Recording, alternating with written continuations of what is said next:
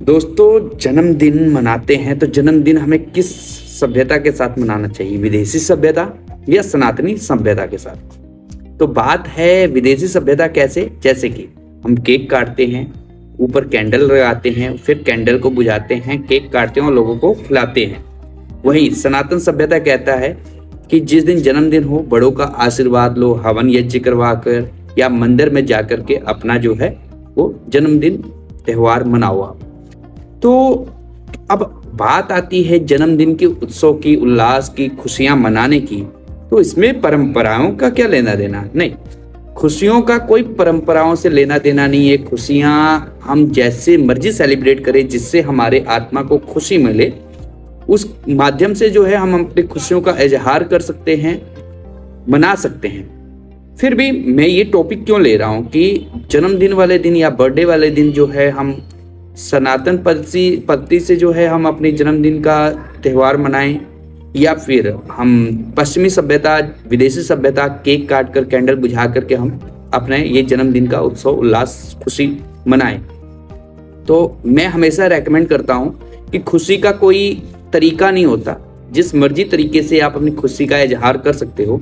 फिर भी मैं सनातन को ही या फिर सनातन विधियों को ही या फिर मैं कहूँ हवन के माध्यम से ही अपने जन्मदिन को मनाने की जो है सीख या फिर उसका ही जो है प्रचार क्यों करता हूँ।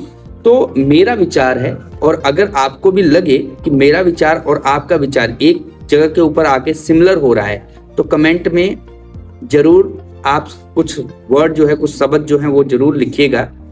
तो सनातन के पद्धति से क्यों मनाना जरूरी है? देखिए, जब आप जन्मदिन हवन के माध्यम से मनाते हो तो सबसे बड़ा फायदा होता है कि आपकी प्रकृति आपके वजह से जो है वो शुद्धि हो रही है, वातावरण शुद्ध हो रहा है एक हवन से।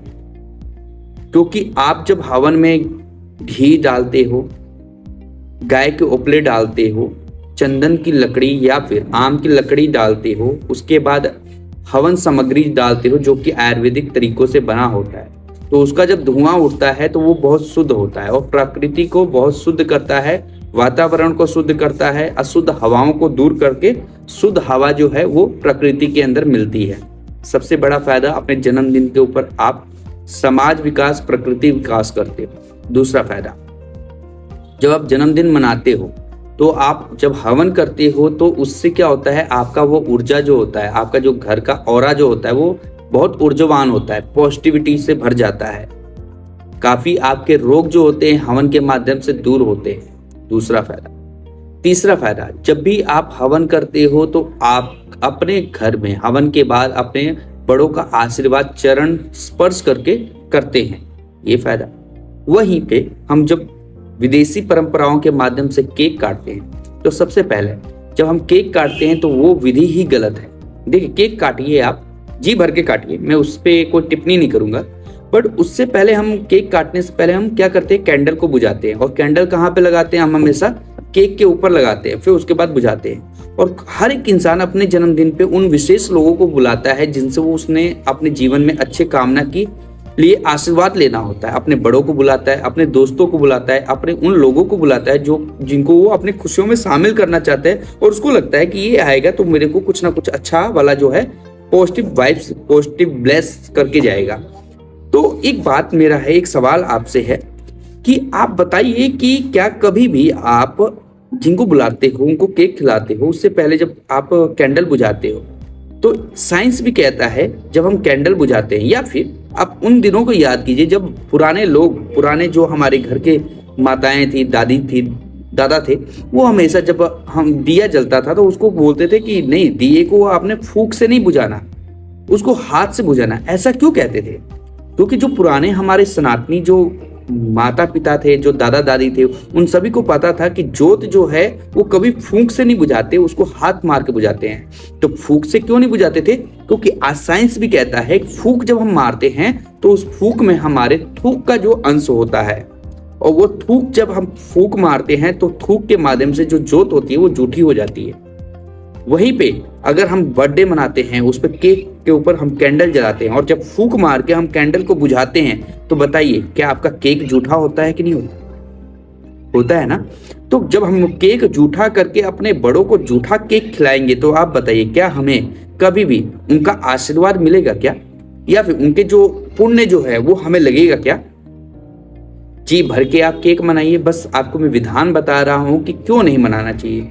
जूठा केक खा करके कभी भी कोई भी इंसान आपको अच्छी जो है वो आशीर्वाद नहीं दे सकता या फिर आपको पुण्य नहीं लग सकता।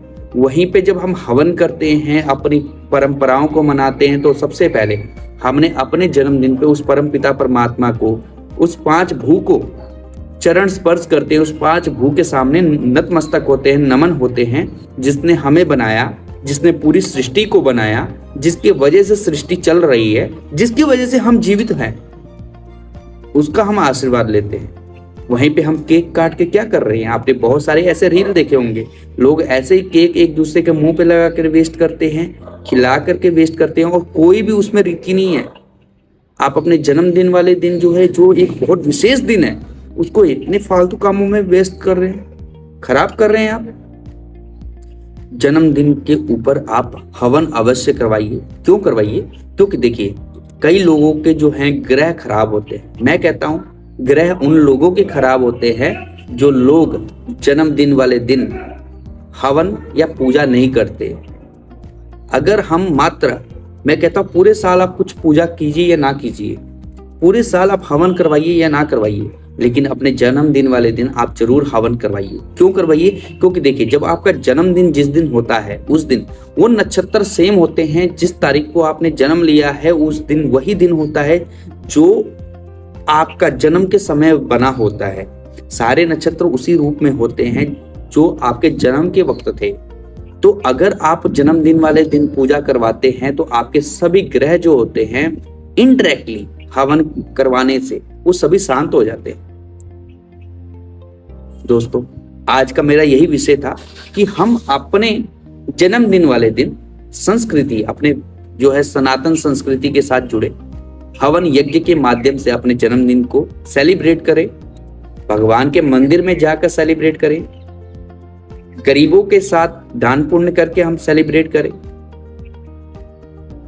अगले अध्याय में हम फिर मिलेंगे एक नए चैप्टर के साथ, एक नए विशेष के साथ। तब तक के लिए आप सभी का धन्यवाद। जय श्री राम।